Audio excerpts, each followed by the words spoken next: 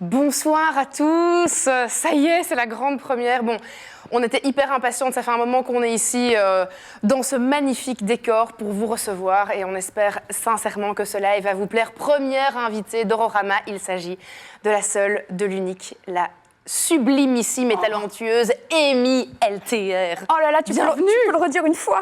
La sublime, la talentueuse Amy LTR. Oh, ça fait du bien à l'ego un petit peu. Oh, merci de m'avoir invitée, je suis trop contente. Eh ben, je suis ravie que tu sois ma première invitée dans ce live et je peux te le dire qu'on va vraiment bien s'amuser.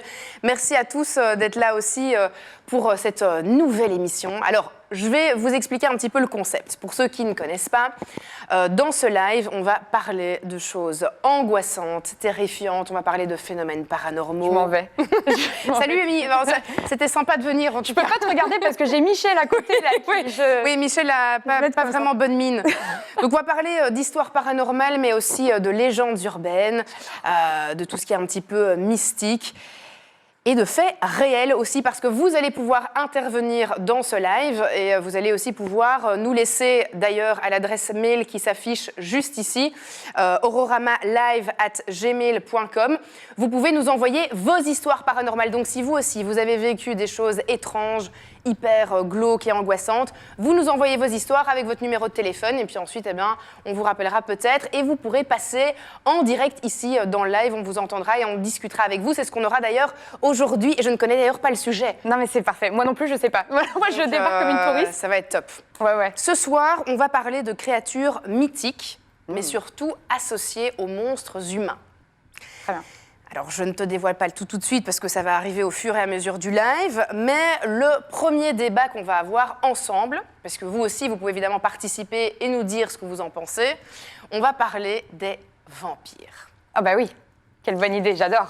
Créatures mythiques incontournables qu'on retrouve à travers les siècles et surtout dans notre culture populaire, que ce soit dans les films, dans les livres, un petit peu partout, on retrouve le vampire. Alors, dans le temps, évidemment, les vampires étaient associés à quelque chose de très très mal.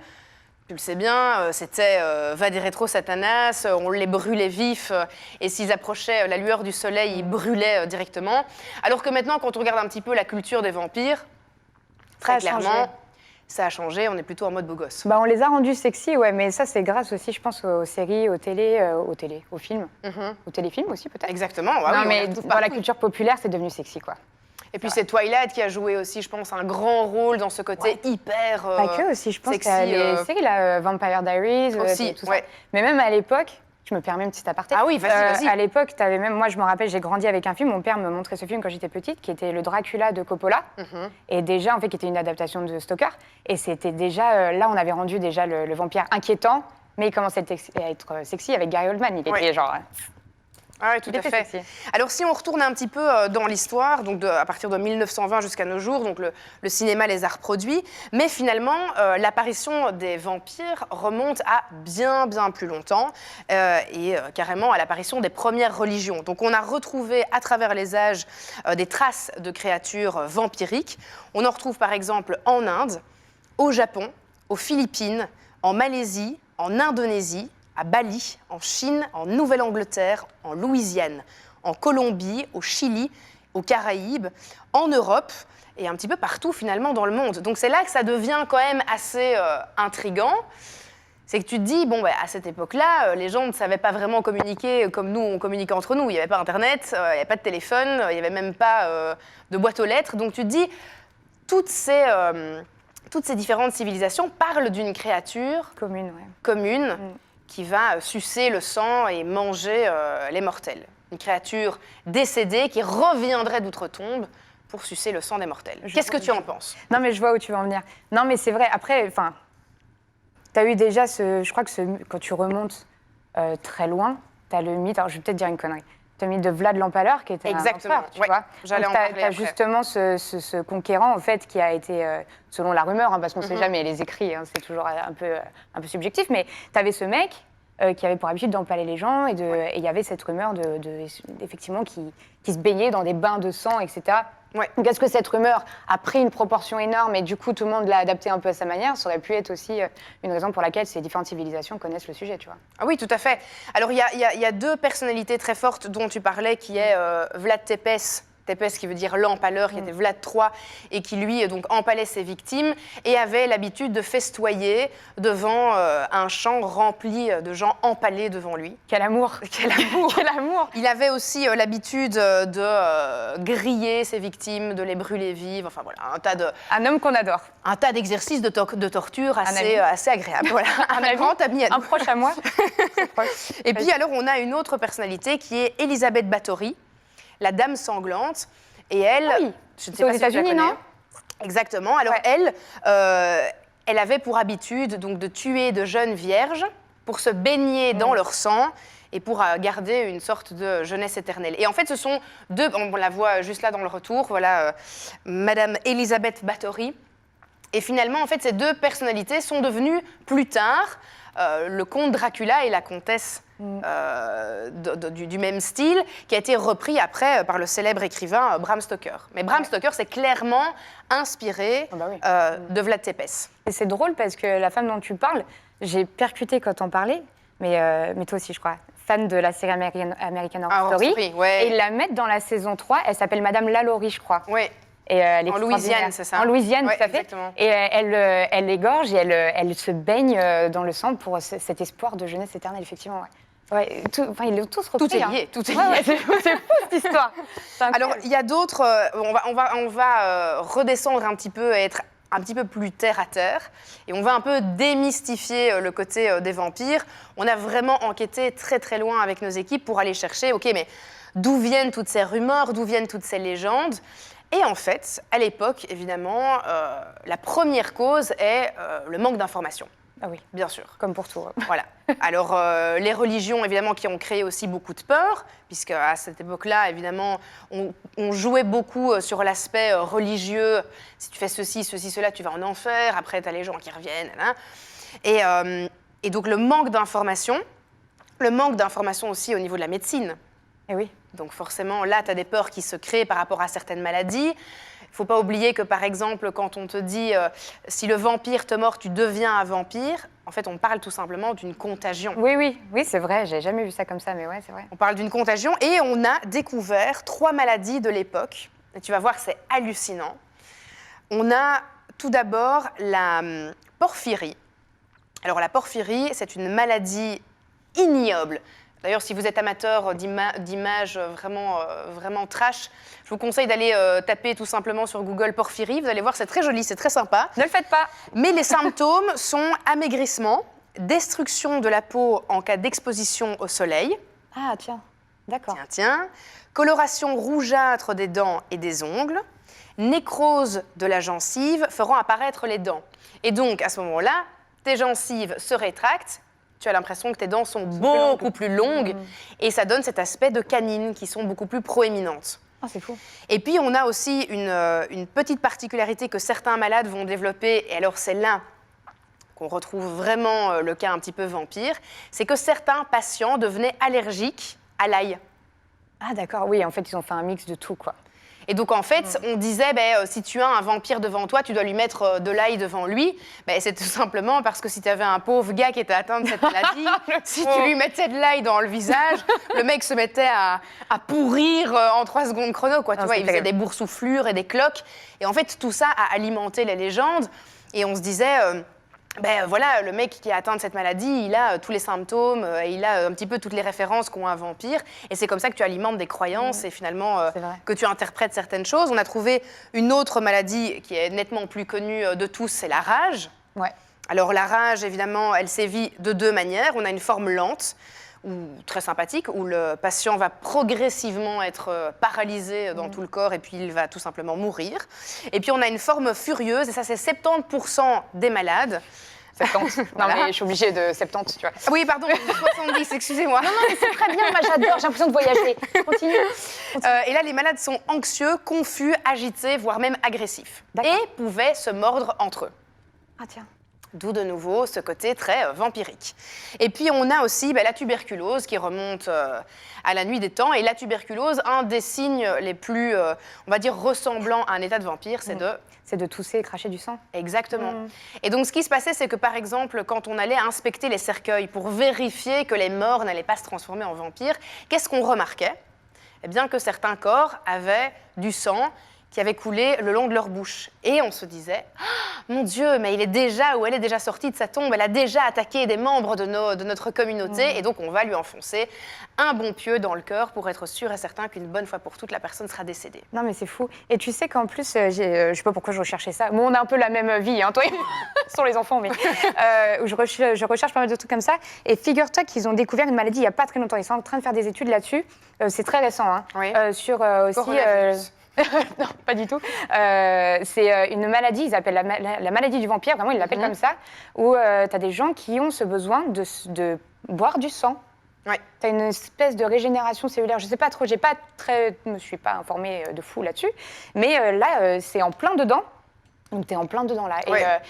Et en fait, tu réalises qu'il y a plein de maladies comme ça qui ont mené à des légendes. Rappelle-toi cette histoire horrible à Miami, quand le mec avait bouffé un autre type. Un mec était devenu un peu fou, avait chopé une drogue, je sais plus quoi. Oui, et il avait mangé la drogue des zombies. La drogue des zombies. Tu vois, donc, finalement, on tourne toujours autour. Les gens ont besoin, je pense, d'associer à une légende, à quelque chose. Mais je pense que ça rassure parce que ça te donne tout simplement une explication sur quelque chose que tu ne connais pas. Et là, eh bien, en l'occurrence, c'était la méconnaissance principale des maladies qui entouraient les gens. Et donc, il y a toutes ces légendes qui se sont créées tout autour. Et par exemple, comme tu le disais en parlant...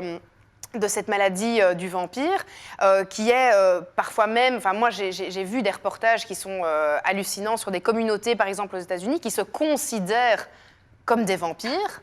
Ça, c'est incroyable. Génial. Et ces gens vivent entre eux et ils ont ce qu'on appelle des donneurs. Ah, ils donnent du sang? Oui, tu as des gens qui se dévouent et qui sont dans le jeu aussi. Et donc, c'est comme si, toi, au moins, on arrivait chez eux et on leur disait, OK, voilà, vous pouvez pratiquer plusieurs entailles. Et tu as une famille de 5 pays qui sont en train de te sucer à différents endroits du corps, le sang. Et en fait, ils font... Alors, par contre, c'est hyper clean dans le sens où ils font ça avec des petites lames chirurgicales, ils désinfectent avant, ils font quand même tester, la personne, le donneur est testé pour quand même vérifier et dépister qu'il n'a pas des maladies. Et puis, ils font une petite entaille et ils servent et ils commencent à sucer le sang de la personne. Il y en a même certains qui commandent des packs de sang, donc des transfusions et qui se boivent là chez eux tranquillou à la paille, quoi. Je suis entre étonnement et dégoût. Je suis entre les deux. Je ne sais pas si vous connaissez l'émission My Strange Addiction. Non. C'est une émission aux États-Unis qui parle d'addiction complètement hallucinante. Ça va de, par exemple, une dame qui mange les cendres de son mari. Ah ouais, oui, d'accord. On est sur un level de strange addiction vraiment très très chelou. Mais on a aussi des gens qui ne savent pas s'empêcher de boire leur propre sang ou le sang des autres. Et généralement, en fait, ce que c'est que physiquement, tu as une carence. D'accord. Et cette carence peut te pousser à consommer un aliment totalement improbable. Il y avait une fille comme ça qui mangeait la craie dans les murs. Ah, j'ai entendu parler. Voilà. Et en fait, alors je ne sais plus te dire exactement ce qui lui manquait, mais c'était dû à un manque de vitamines, telle vitamine dans le corps. Et quand elle mangeait ça, elle rattrapait sa carence, en fait. C'est fou. Mais tu as des trucs vraiment hallucinants, quoi. C'est fou. Et quand on remonte vraiment loin, on voit que ça a toujours existé. Et alors, c'est là que moi, je veux en venir, que l'homme associe des créatures mystiques, des monstres, à l'humain.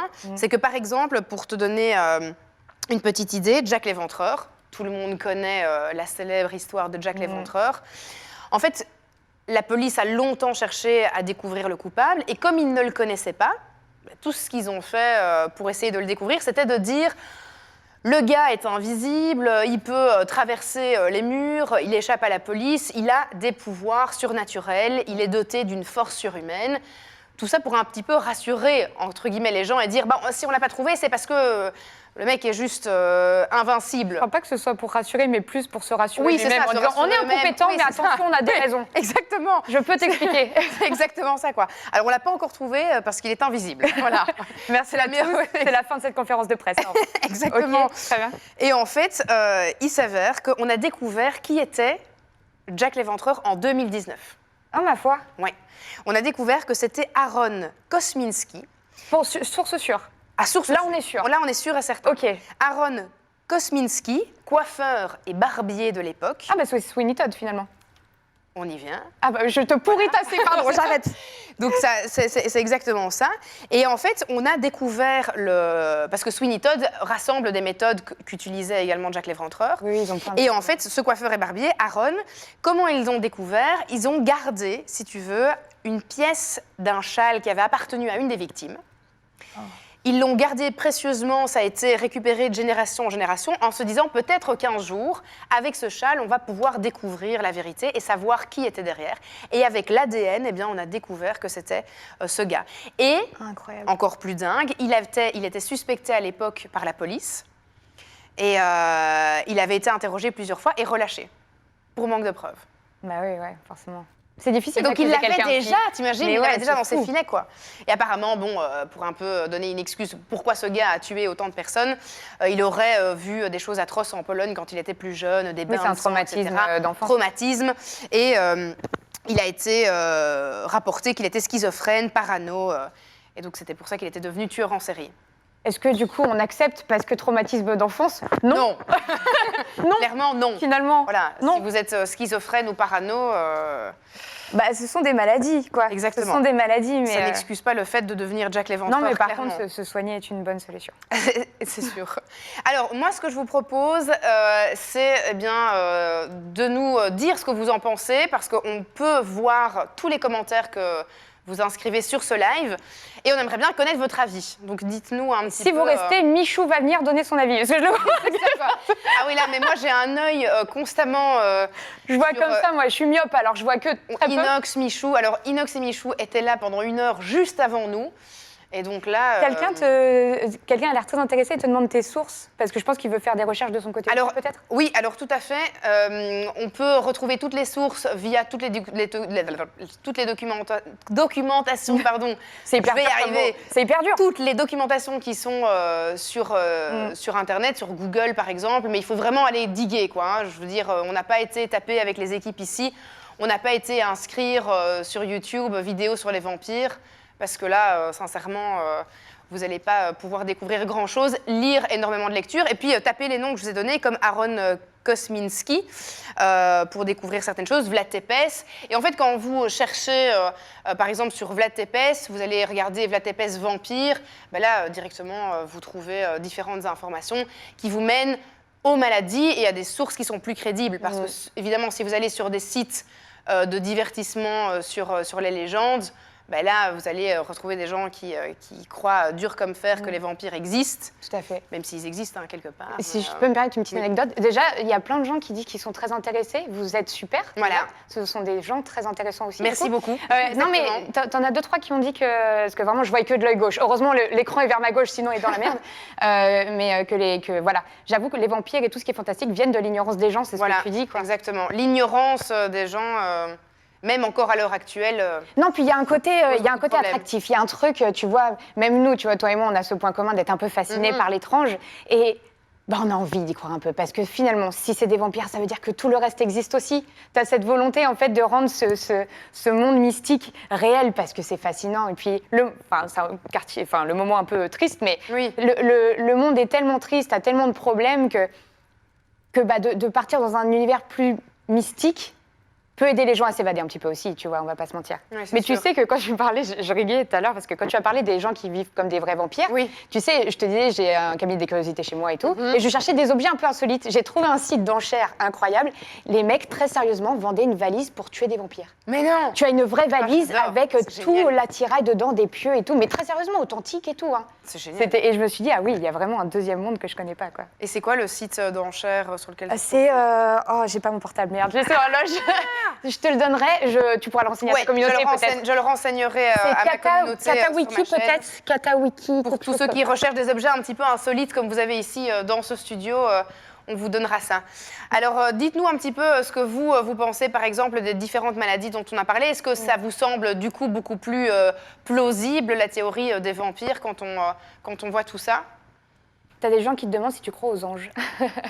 Ah, moi, je crois aux... Mais moi, je crois en plein de choses. Hein, donc, après, franchement, quand on a fait toutes ces recherches et qu'on a un peu démystifié le truc, ça te fait quand même une petite pointe au cœur, comme tu disais. Tu vois, t'as une petite part de toi qui te dit « Oh, c'était que des maladies. » Ce qui est intéressant, t'as envie de te dire que ça existe. En fait, ce qui est intéressant entre toi et moi, c'est qu'on se ressemble, mais qu'on est très opposés en même temps. C'est-à-dire que moi, je suis assez terre-à-terre, mine de rien. Je suis très, très terre-à-terre, je crois pas à tout ça.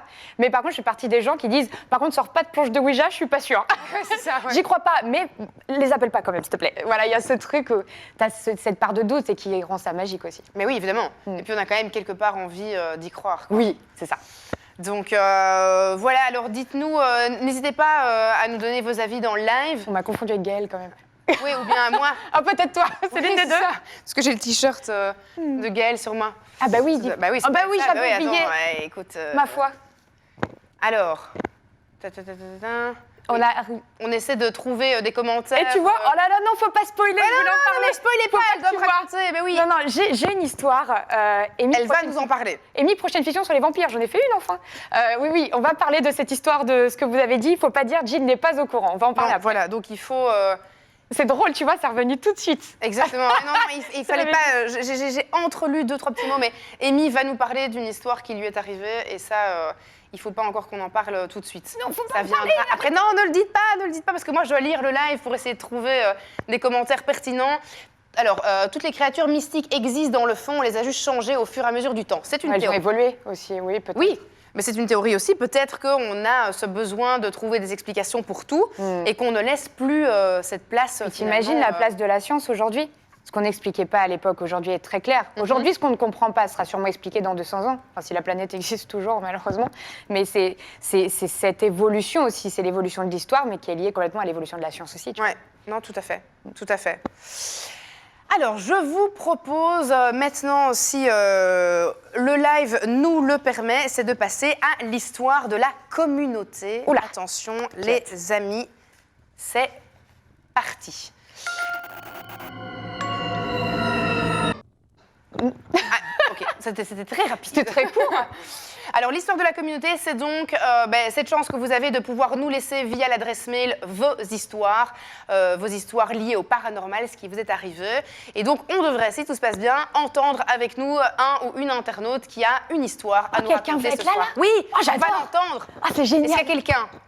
Est-ce qu'il y a déjà quelqu'un ou pas encore ? Mais attends, c'est fou parce que j'ai l'impression que du coup, c'est un fantôme qui va débarquer de je sais pas d'où. À un moment donné, on va se saisir, ça va être super fort. Alors, à mon avis, on est en train de... Oh, très bonne idée. Fais une émission sur les EMI. Ah, ça, on va le noter, ça. Ouais.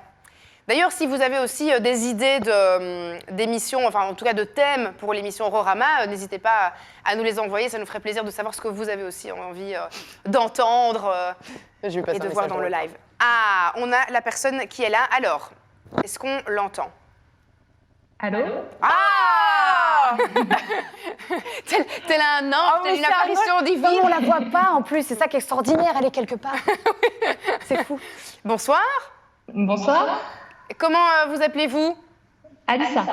Eh bien, enchantée, Alissa, ravie de t'accueillir dans ce bureau bizarre. Ravie d'être là. Alors, tu as une histoire à nous raconter. Oui, j'ai une histoire. Oui. On t'écoute. Alors, du coup, je voulais te raconter l'histoire qui m'est arrivée à mes 18 ans. Donc, je venais de trouver un travail. Et du coup, j'ai logé dans la maison de mes grands-parents pendant quelques jours parce qu'ils me l'ont prêté pour que j'aille travailler vu que c'était à côté. Et eux étaient partis en vacances. Donc, on était plusieurs à se relayer parce qu'ils s'étaient déjà fait cambrioler. Donc, ils sont un peu parano sur ça. Donc, je vais chez eux. Donc, ce qu'il faut savoir, c'est que c'est une très vieille maison. Donc, avec plusieurs étages, une cave. Vraiment la maison qui fait vraiment flipper. Et ce qu'il faut savoir, c'est que quand on était plus jeunes, on dormait dans une certaine chambre qui nous faisait vraiment peur. Donc, les chambres avec des crucifix partout, des statues de Vierge Marie fluorescentes, enfin vraiment tout un... Ah, parce qu'elles sont fluo en plus, tu sais, c'est comme les étoiles que t'as au plafond quand t'es gamin. Pour voir la nuit, c'est des veilleuses. Sauf que là, c'est pas pareil.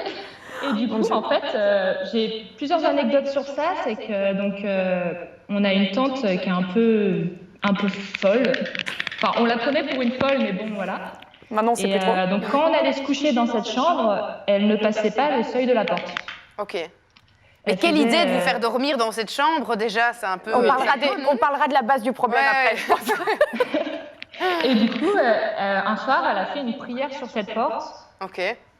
Et elle nous a dit qu'elle ne rentrerait pas dedans puisqu'il y avait quelque chose qui allait pas. C'était la chambre dans laquelle toi tu dormais? Oui, voilà. Ouais, d'accord. Ok. Et donc, on la prenait un peu pour une folle, hein, on se disait voilà. Après, la nuit, il se passait plein de trucs. Et une anecdote qui s'est passée avec ma sœur, c'est qu'en pleine nuit, une lampe s'est allumée. Donc là, plutôt banal. Et ma sœur m'a raconté ça bien après. La lampe n'était pas branchée. Oh. Okay.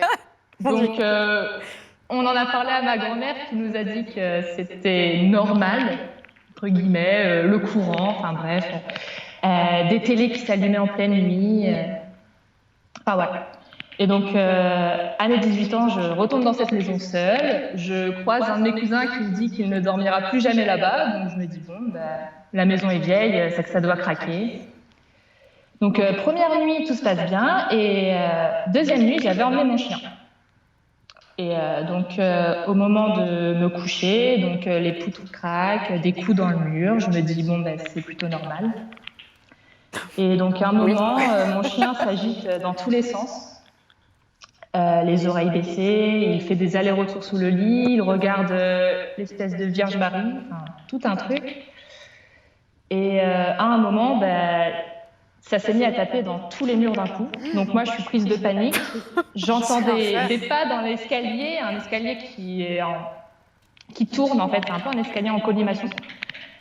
Et je me dis, ça y est, ils se font cambrioler. Je commence à gueuler sur le chien qui hurle à la mort, qui vraiment fait une crise de panique. Lui aussi, j'étais en sueur, clairement. C'est normal. Donc, tout se calme d'un coup. Donc, je me dis, j'appelle un ami sur Skype à ce moment-là et pour me rassurer un peu. Et à un moment, pour rigoler, je lui dis, je vais tester un truc et j'hurle dans la maison.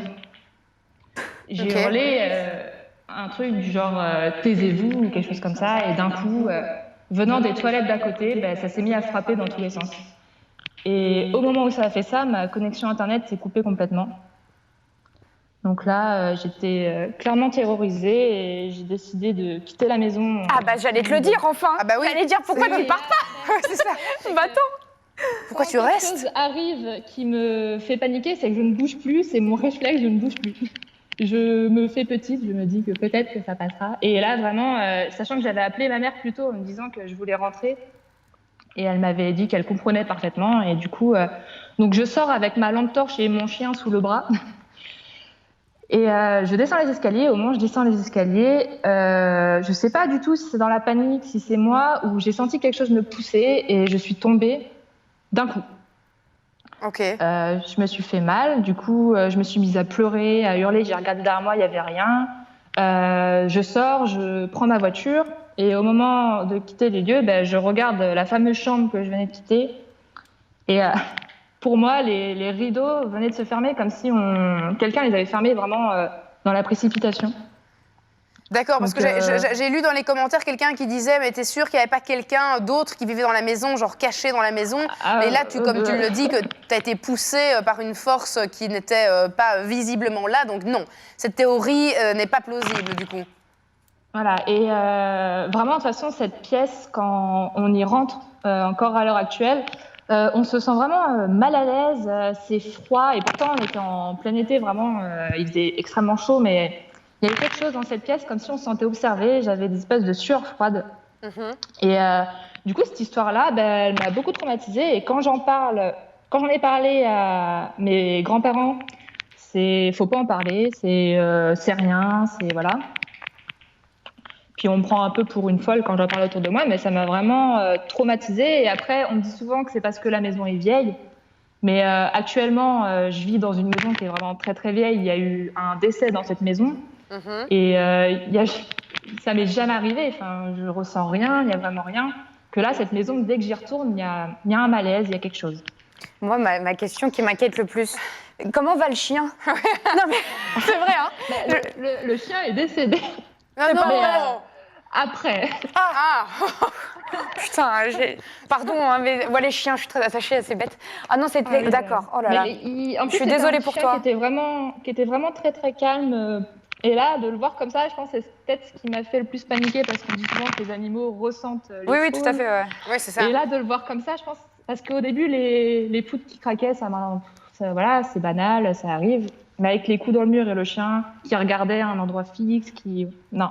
Puis ce qu'il faut savoir aussi, c'est que ma sœur, qui est très justement dans le paranormal, qui ressent beaucoup les choses, a fait beaucoup plus jeune une séance de Ouija dans cette maison-là.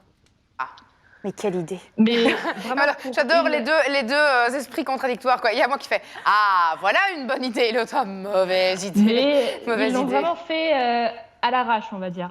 Ah ouais. D'après ce que j'ai compris, ils ont fait ça pour rigoler. Et ah oui, déjà ça c'est un mauvais plan. Tu ne fais jamais une séance de Ouija juste pour rigoler. Et de ce que j'ai cru comprendre qu'elle m'a dit, ça s'est pas très bien terminé. Ils ont arrêté en plein milieu parce que voilà, ça se passait pas bien. D'accord. Et du coup, le côté terre à terre, c'est bien qu'on soit toutes les deux, parce que les bruits dans le mur, tu as souvent des problèmes de tuyauterie aussi. Bon là, en fait, si tu veux, tu regroupes plein de choses très étranges qui, une fois racontées ensemble, font vraiment flipper, quoi. C'est terrible.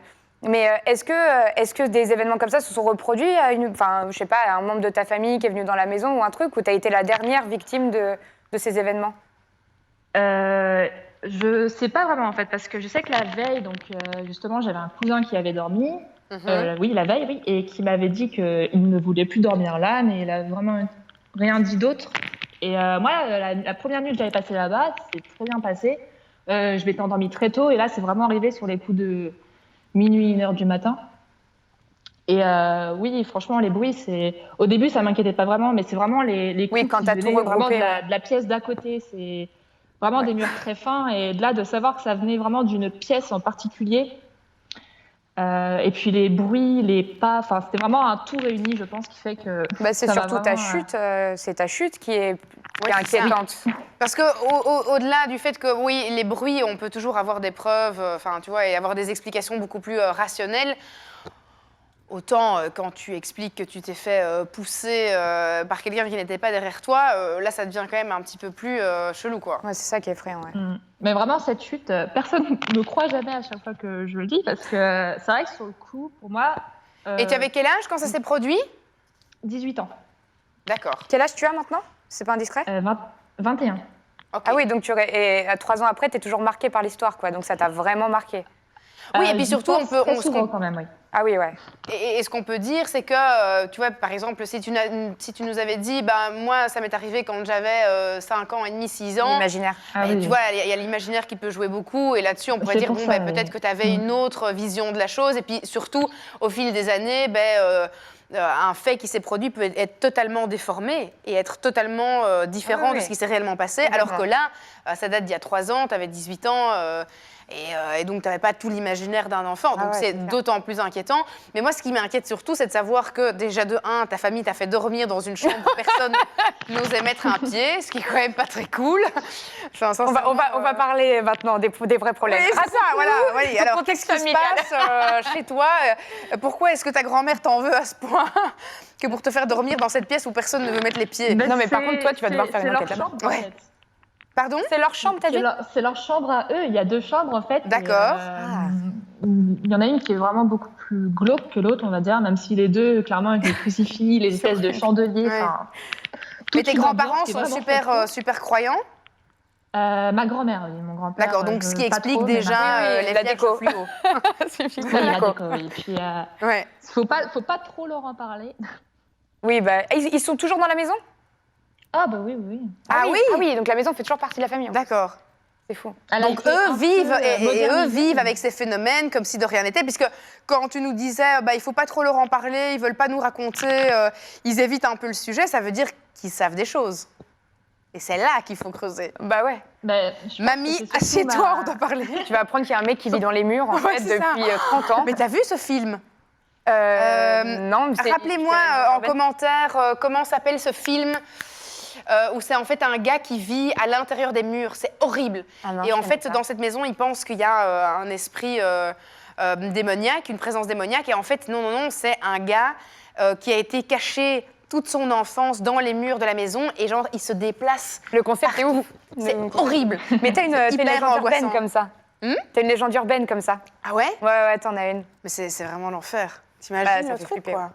Mais après, mon grand-père, il en rigole beaucoup. The aussi, Boy, lui. exactement. Merci beaucoup. Merci Oui, à bah, tous ceux qui ont répondu. C'est The Boy, le film. The Boy, ok. Je vas vais, voir. Ah ouais, tu je vas vais, voir, je vais pas le regarder ce soir, mais. Ouais, peut-être pas, non. Et depuis, t'as vécu d'autres expériences hors de la maison ou quelque chose, enfin. Non, j'ai jamais vécu d'autres choses. Après, j'en ai eu avant, mais je suis assez rationnelle sur ça. Donc, je sais que l'esprit, ça peut être très joueur. Donc, là, c'est vraiment la chose qui m'a vraiment plus marquée. Après, je suis retournée plusieurs fois chez eux, mais en pleine journée avec de la famille. Et la seule chose qui s'est passée depuis, c'est qu'à un dîner de famille, on était tous donc au rez-de-chaussée. Et à un moment, ma grand-mère m'a demandé d'aller chercher un gâteau qui était dans la cuisine en haut, donc qui est juste à côté de la chambre en question. Et quand je suis montée en haut, en fait, j'ai entendu quelqu'un courir derrière moi. Et j'ai entendu une porte. Et je me suis dit, vu que mon grand-père est plutôt farceur, justement, je me suis dit qu'il devait être là. Et j'ai pris le gâteau et j'ai cherché, j'ai trouvé personne. Et quand je suis redescendue, ils étaient tous à table. Et du coup, en rigolant, je lui ai dit d'arrêter de me suivre. Et comme m'ont dit mes proches, ben, personne n'avait bougé en fait. Donc sur le coup, je me suis peut-être dit que j'avais imaginé quelque chose ou autre, mais je n'étais pas très rassurée. Et depuis, monter à l'étage toute seule, non. Oui, c'est normal. Personne t'en voudra. Ouais. Non, c'est ça, ouais. C'est normal. Non. Pour moi, c'est vraiment, c'est que en haut que je ressens quelque chose, et surtout près de cette pièce. C'est une pièce en particulier, et voilà. Ok, bon, et c'est la seule histoire paranormale, du coup, qui t'est arrivée? Bah, deux, du coup. Bah, avec ouais, ouais. c'est déjà pas mal. Ouais, c'est déjà pas mal. C'est déjà pas mal. C'est déjà un gros truc, quoi. Oui, voilà. Eh bien, écoute, merci beaucoup d'avoir fait partie de ce live. Merci de t'être livré à nous et de nous avoir raconté ton histoire.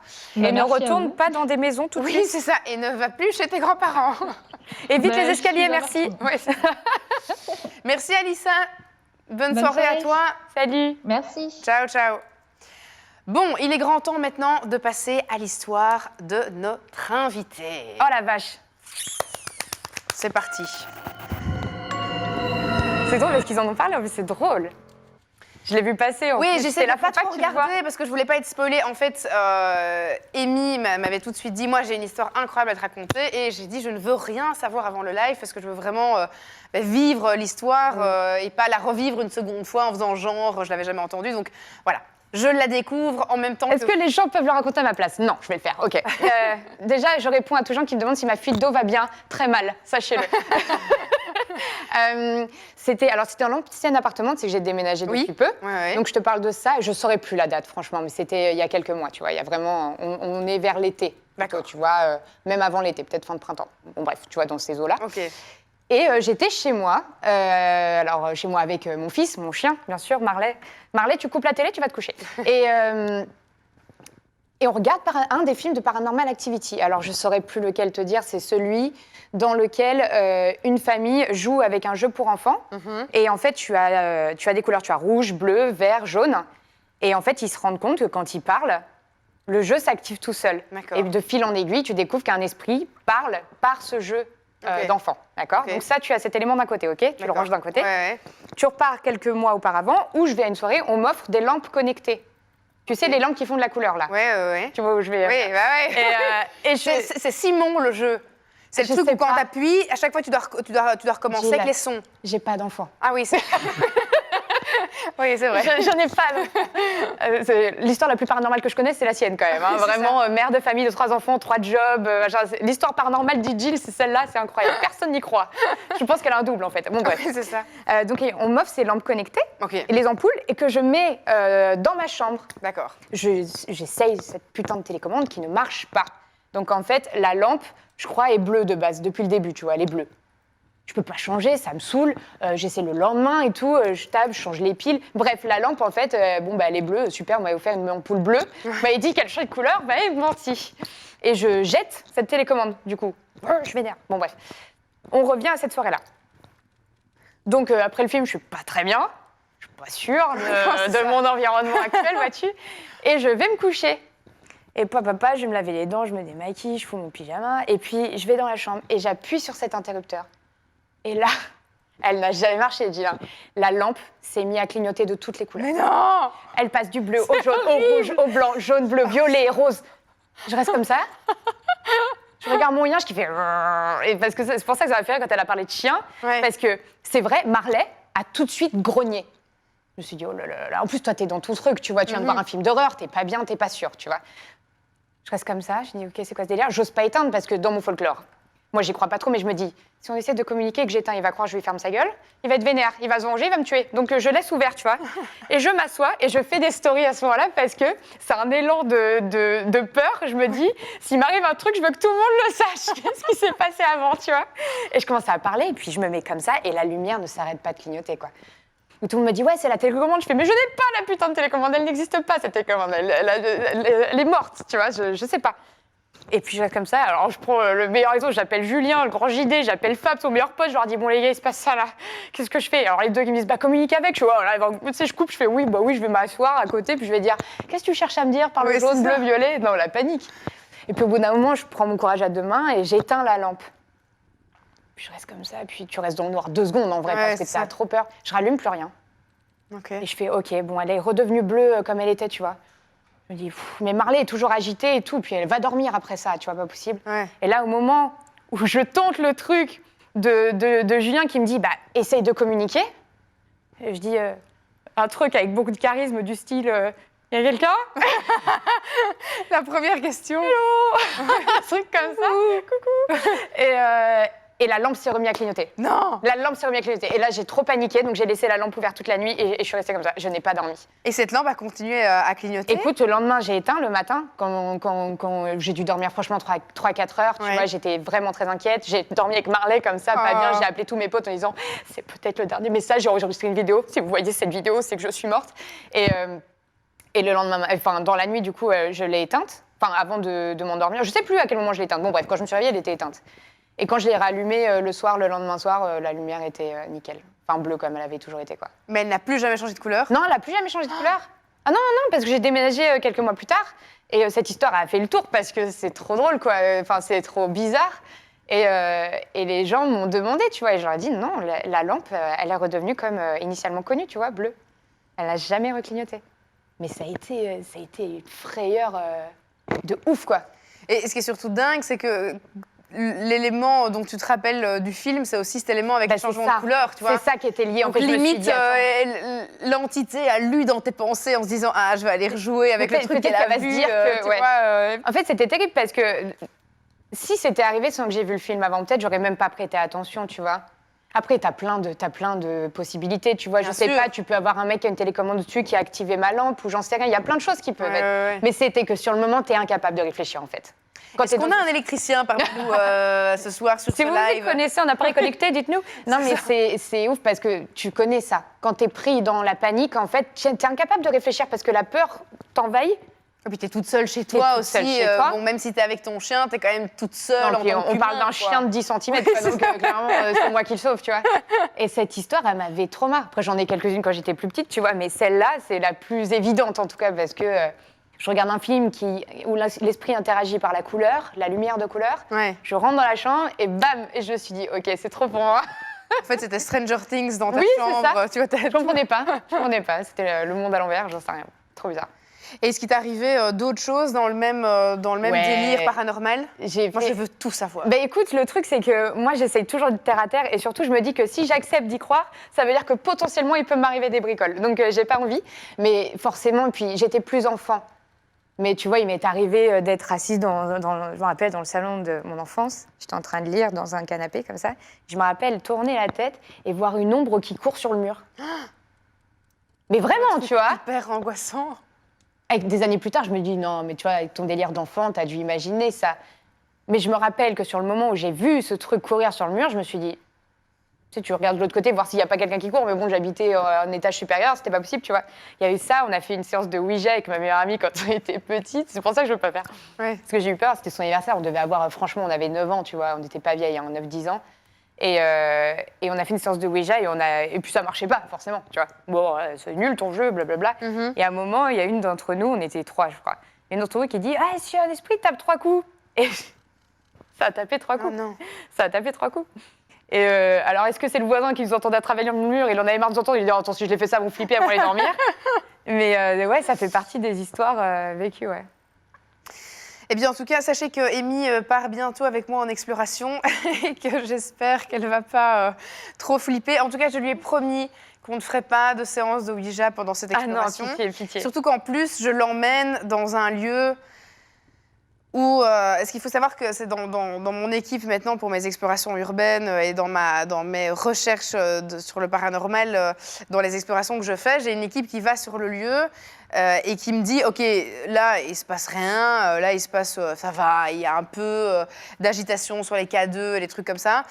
Et là, le mec qui est allé pour moi, qui est un petit peu médium aussi, m'a dit, meuf, j'ai trouvé une maison, t'es pas prête. Tu mets un pied dedans, tu as toutes tes machines qui s'emballent dans tous les sens alors que tu n'as plus d'électricité, plus rien. Donc j'ai dit, OK, je veux cet endroit pour Amy. Bah oui, quelle bonne idée. Je veux un lieu de fou où il se passe absolument tout et où ça fait super peur. Et il m'a dit, ah non, mais là, tu vas être servi, ça fait vraiment bien peur. Même nous, on a eu les jetons. Et ces 2 mecs qui ont passé 30 ans et qui font ça depuis des années. Et ils m'ont dit, ouais, là, il y a vraiment de l'activité, quoi. Donc on va aller enquêter dans ce lieu-là. Emmène pas de jeu de couleurs. Oui, non. Je t'en supplie, visiblement, je suis sensible à ça. Avec. En plus, avec le froid et tout, parce que c'est en hiver. On est en hiver, là, on est en hiver. Donc, c'est... Et ouais, ça je suis risque pas bien. d'être pas mal. On fera une vidéo avant, j'adore faire ça. Oui, Quand j'ai l'impression qu'il va m'arriver une bricole, si vous voyez cette vidéo, sachez que... Voilà. Ta petite vidéo testament avant de partir à l'aventure avec moi. Mais vous, en Belgique, là, mais ouais, mais les endroits en Belgique, là. on a plein de lieux hyper glauques et c'est surtout qu'on a énormément de lieux qui sont abandonnés en Belgique. Beaucoup de maisons, de fermes, encore des vieux châteaux, même encore des hôpitaux. Alors qu'en France, c'est vite rasé, quoi, parce qu'ils savent qu'il y a des squatteurs et des trucs comme ça. Et alors qu'en Belgique, t'as une centaine de lieux qui sont incroyables et qui sont encore facilement accessibles. Ah mais c'est quoi. hallucinant, tout le monde me le dit, ça, en Belgique, vous avez... Ah ouais, non, c'est dingue, c'est vraiment dingue. Non, moi, je connais pas. Et qu'est-ce que vous en pensez? Parce qu'on n'a pas encore vraiment bien discuté avec vous dans ce live. C'était en mars, tu vois, c'était en mars, ma lampe, on vient de Ah, dire. voilà, c'était en mars. En mars, ouais. On approchait du printemps. On approchait du printemps, on était peut-être même dedans déjà dès le début. Pour la lampe, c'est sûrement son état initial. J'ai le même genre de lampe, quand tu l'allumes par un interrupteur, ça clignote. Et il n'y a qu'avec la télécommande que tu fixes la couleur. C'est QFD. D'accord. Bah, ouais, okay. Non, mais c'est pour ça que ta télécommande était où? Ah, bah, elle a disparu le jour même où je l'ai eue. Ah. Non, je l'avais plus, la télécommande. Non, je t'ai dit, elle marchait pas dès le début. Ok. Ça changeait pas de couleur, donc je l'ai jetée, en fait. Je dis, bah, ça me sert à rien, ça sera une ampoule simple. Ok. C'est tout, c'est comme ça. Et en fait, elle était dans ta poubelle, il y avait un truc appuyé sur la télécommande. Parce que je t'avais fais ma jeté dans la poubelle tous les 9 mois, c'est très connu. Votre film de paranormal préféré ou qui vous paraît le plus réaliste? Oh oui, vas-y, toi d'abord. Qui me paraît le plus réaliste... C'est compliqué. Je dirais qu'il y a beaucoup de films où en début de film, c'est réaliste, et puis à la fin, ça part dans tous les sens. Je dirais principalement, moi, un des films dernièrement qui m'a le plus marqué, c'est Conjuring. Oui, très bon film. Que je trouve exceptionnel, de James Wan. Mais de nouveau, à la fin, ça part dans tous les sens. Tu vois, avec la mère qui rampe dans les murs... Voilà, tu sais bien que ça ne se passe pas comme ça dans la vraie vie. Mais par contre, oui, quand tu vois toutes les scènes du début avec les cadres qui tombent au sol, avec les toquements, avec les horloges qui s'éteignent à certaines heures, tout ça sont des choses que j'ai aussi vécues dans toutes les histoires paranormales que j'ai eues dans ma vie. Et donc, j'y crois très fort. Mais je dirais, ouais, Conjuring, pour tout le début du film, ça reste quand même assez plausible. Et sinon, certains passages des Paranormal Activity, mais pas tous. Parce que de nouveau, tu vois, tu as un peu de tout et n'importe quoi dans les films aussi, parce que c'est des grosses productions hollywoodiennes et qu'il faut... faut de l'action, ouais, hein. il faut de l'action. Et toi? Écoute, c'est pas forcément du paranormal, même si c'est complètement lié. C'est un film où il faut avoir le cœur accroché, donc je vous conseille de ne pas le regarder en pleine nuit seul si vous n'avez pas le moral. C'est un film qui s'appelle Martyr. Ouais. Que j'ai trouvé extraordinaire de par son histoire. C'est un film français. Ouais. De par son histoire, je l'ai trouvé fou. Le pitch, très simple, c'est... une jeune fille qui est retrouvée dans la forêt, elle est retrouvée en train de sortir d'un entrepôt, courant enfant. Elle est recueillie dans un centre pour l'aider, pour l'élever. Elle reste très sauvage, elle se lie d'amitié avec une autre petite fille. Donc elle voit des esprits, etc. Et on les retrouve adultes. On ne comprend pas pourquoi, on ne sait pas pourquoi, mais cette jeune fille rentre dans une maison il trouve une famille complètement normale, un mari, une femme, 2 enfants, et elle tue tout le monde. Elle tue tout le monde dans cette maison. On n'a pas les tenants, les aboutissants, et l'histoire... En fait, il y a 2 films en un, c'est ça que je trouve assez incroyable. Et en fait, à ce moment-là, toute l'histoire est de comprendre pourquoi elle a tué cette famille. Et ce film, je le conseille de pas... Mais parce que je le trouve hyper bien écrit, et je trouve qu'il est plausible, grave, quoi. Mais la chute extraordinaire. Enfin, t'as un malaise dur, hein. profond pendant tout le film, quoi. Il est vraiment très dur. Mais il y a beaucoup de films français, très bons films d'horreur français qui sont super bons. Bien sûr. Mais même quand tu regardais chez Ethan, à l'époque, il était charmé. Il était incroyable. Chez Ethan, il était incroyable. Terrible. Ouais. Non, t'en as plein comme ça. Mais même Ghostland, je crois que Ghostland, c'est le même réalisateur que Martyr, non? Ou je dis une bêtise? Ah, ça, je ne sais pas du tout. Je dis une bêtise, peut-être? En régie, est-ce que je dis une bêtise? Mais dites-le nous, faites une petite enquête et dites-nous en commentaire si Ghostland a été réalisé par je sais pas si c'est le même réalisateur que Ah Martyr. non, je te dis une bêtise, c'est pas... Je crois pas. Venez en Belgique avec Amy. Bah, elle habite là-bas déjà. Ah, bah oui, c'est en Belgique... Le film le plus loin, Amityville. Bah ouais, mais Amityville, ouais. Bon, aussi, de nouveau, quand tu connais la réelle histoire d'Amityville, on n'est pas quand même proche de la réalité, quoi. Ouais, mais c'est un film particulier puisqu'il part d'une histoire. C'est pas une histoire inventée. Non. Un autre film aussi très intéressant, tu as dû le voir, L'Exorcisme d'Emily Rose. Pascal Logier a fait Ghostland et Martyr. Merci, Super, je savais. Tu avais raison. L'exercice d'Emily Rose, je te le conseille. Ah, il est bien. Il est génial. C'est hyper intéressant parce que c'est une autre vision. C'est-à-dire que c'est une vision plus Amy que Jill. On va dire ça comme ça. C'est l'histoire d'une fille victime de possession, sur le papier, dont le prêtre qui s'occupait d'elle, parce qu'elle était très croyante, cette jeune fille, lui a conseillé d'arrêter les traitements pour vivre la possession et l'aider par un exorcisme. Sauf qu'en fait, cette jeune fille est décédée parce qu'elle est tombée très malade, etc. Elle s'est tuée, hein, clairement, parce que voilà. Et c'est tout le procès lié à cette affaire. Qui a tort? Qui a raison? Est-ce qu'il y avait bien une entité derrière cette histoire? Est-ce que finalement c'est une erreur médicale? Et c'est hyper intéressant parce qu'on a l'habitude de voir des films liés sur l'exorcisme. Voilà, on est en plein dans l'Hollywood, comme tu dis. Et là, on est sur un film hyper terre-à-terre, hyper intéressant sur la vraie complexité d'une histoire. Si toi, un jour, tu es possédé et que tu décèdes, et alors que on a découvert un trouble psychologique, etc., qu'il y a un procès sur ton histoire, c'est cette histoire-là qui compte. Bien sûr.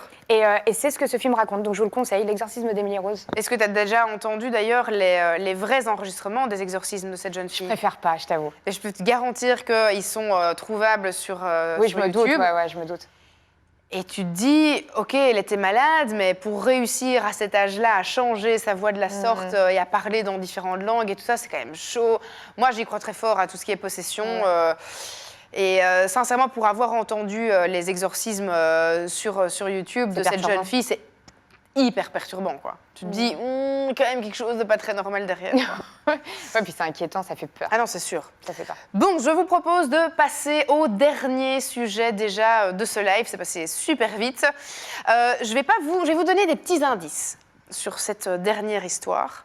On est toujours sur le mystique, mais quand même, on parle d'une histoire vraie, d'un fait qui s'est réellement passé. Je vais te parler d'un homme, un Français, qui s'appelle Gilles Garnier. Et oui, il a le même prénom que moi. Mon père s'appelle Gilles, figure-toi. Ah, aussi? Oui. Bon, ben voilà. Ce n'est pas non plus le père des... Enlève ta perruque. Donc, Gilles Garnier nous vient de Dole. C'est en France, plus précisément en Franche-Comté. Est-ce que certains d'entre vous habitent d'ailleurs la Franche-Comté? Faites-nous le savoir. Et tout commence en octobre 1572, où on retrouve une fillette de 10 ans. Voilà, on le voit, Dole. On retrouve une fillette de 10 ans, morte par strangulation, donc étranglée. Ses cuisses et ses bras ont été dévorés. 8 jours plus tard, on retrouve une autre fillette, elle aussi, à moitié dévorée. Et en novembre, on retrouve également un petit garçon. Et là, de nouveau, étranglé, dévoré à certaines parties du corps. À l'époque, il y a évidemment une chasse à l'homme qui se met en place pour essayer de retrouver cette chose qui tue les enfants à Dole. Et figure-toi qu'ils vont tout d'abord penser à un animal qu'on connaît tous. La bête du Gévaudan? Non. Ah, je me suis ratée. Le loup-garou? T'es pas loin. Le loup-garou. Ouais, très bien. On va parler des loups-garous. Figure-toi que la police pense donc avoir affaire à un loup, Bon, évidemment, à ce moment-là, toutes les autopsies ne sont pas encore faites. On ne sait pas que certaines personnes sont décédées par strangulation. Mais ils pensent à un loup. Ils en chassent d'ailleurs un qui est dans les forêts voisines pour finalement, en fait, diriger l'enquête vers cet homme, Gilles Garnier, qui habite seul, un petit peu reclus avec son épouse. C'est toujours ces mecs-là. Hein. Pourtant, il n'était pas tout seul. Il était quand même avec son épouse. Donc, et c'est seulement en 1573 qu'on va l'arrêter.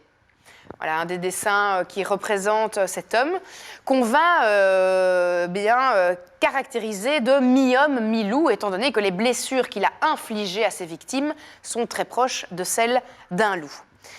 Et avant d'avoir son procès, il va témoigner auprès de la police et il va tout simplement dire, eh bien voilà, j'étais affamé, j'étais incapable de nourrir ma famille, et un homme en noir m'est apparu et m'a donné une pommade que je devais appliquer sur tout mon corps pour me transformer en loup et faciliter ma chasse. Il n'a pas l'air tout juste. Ouais, non, il va pas bien, il va pas bien cet homme. Et donc il dit, voilà, je m'enduis de cette pommade, je deviens un loup, ça me permet de chasser, et malheureusement, les victimes sur lesquelles je tombe sont des enfants. Facile, hein, évidemment, tu vois. C'est plus facile de s'attaquer à lui qu'à The Rock, par exemple. Un peu compliqué d'aller bouffer Vin Diesel, par exemple. Voilà. Exactement. Et c'est en 1574, le 18 janvier, qu'il sera jugé officiellement pour lycanthropie. Ah, c'est dingue. Donc il faut aller jusqu'au bout du délire. Tu as l'arrêt de la cour. Ah, c'est dingue. Alors je suis myope, tu le sais. Ah oui, donc attends, je ferme un œil. Donc à l'encontre de Gilles Garnier, lyonnois, pour avoir, en forme de loup-garou, dévoré plusieurs enfants et commis d'autres crimes. Et donc il a été accusé de lycanthropie et il a été accusé de sorcellerie, il a été brûlé vif. Oh, c'est fou. C'est fou. Mais ce qui est absolument dingue, c'est que la cour... cour... D'habitude, c'était les femmes en plus qui étaient brûlées. Les hommes aussi. Hein. Il y a alors beaucoup moins, mais il y a quand même des hommes qui ont été accusés de sorcellerie et qui ont été tués comme Vous avez la même sanction? Ah oui, exactement la même. Oui, tout à fait. Déjà, ça fait... Mais on en parle nettement moins. Oui, c'est vrai. On est beaucoup moins au courant de ça. Et au niveau des sorciers, c'était par exemple des ermites. Des hommes qui vivaient reclus, c'était des libres penseurs de toute manière. Des libres penseurs, ou bien aussi des hommes qui utilisaient les plantes pour se soigner. De toute façon, à partir du moment où des druides. Voilà, des druides. À partir du moment où tu n'utilisais pas la religion classique et les moyens, les méthodes de médecine classique de l'époque, tu étais considéré comme sorcier ou sorcière. D'ailleurs, si tu étais même trop maigre, tu as, et ça j'ai été visiter, c'est exceptionnel, on passe un petit peu hors sujet, mais c'est une chouette parenthèse à faire. En Hollande, il existe le dernier bâtiment où tu trouves une balance aux sorcières. Et en fait, une des méthodes pour savoir si tu étais une sorcière ou un sorcier, eh bien, on te pesait sur cette balance.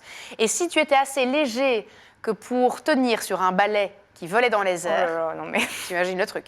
Tu étais considérée comme sorcière ou sorcier et tu étais tué sous différentes manières. Imagine le mec qui rédige le texte de loi. C'est ça. Qu'est-ce qu'on leur remet, Michel? Là, le balai, le poids, très bien. Non, mais c'est fou. Non, et quand on creuse un peu plus loin, souvent, c'était des maris qui avaient des maîtresses qui voulaient faire zigouiller pour pas que ça parle de trop. Il allait chez le juge et lui disait « Ouh, elle pèse pas beaucoup, tiens, un petit billet sous la table. » Elle va sur un balai, elle. Voilà, elle va sur un balai, considère-la comme une sorcière, et voilà. Bon, revenons-en à nos moutons. Qui dit mouton, dit loup. Quelle transition magnifique. Oh là là. Quelle transition exceptionnelle. C'est vrai, ça se voit que c'est ton métier. Et donc, revenons-en au loup-garou. Alors, je ne sais pas si vous le saviez, mais la lycanthropie existe réellement. C'est une réelle maladie. Ah, c'est la pilosité. Non, pas rien à voir. La lycanthropie clinique, c'est une maladie où le patient est persuadé qu'il peut se transformer en loup. Ah, donc c'est psychologique. C'est psychologique, bien sûr. Tu n'as pas de trucs pathologiques liés... Par contre, il existe des personnes qui, en effet, ont ce problème, ce fameux problème de pilosité où ils ont tout le visage recouvert et tout ça.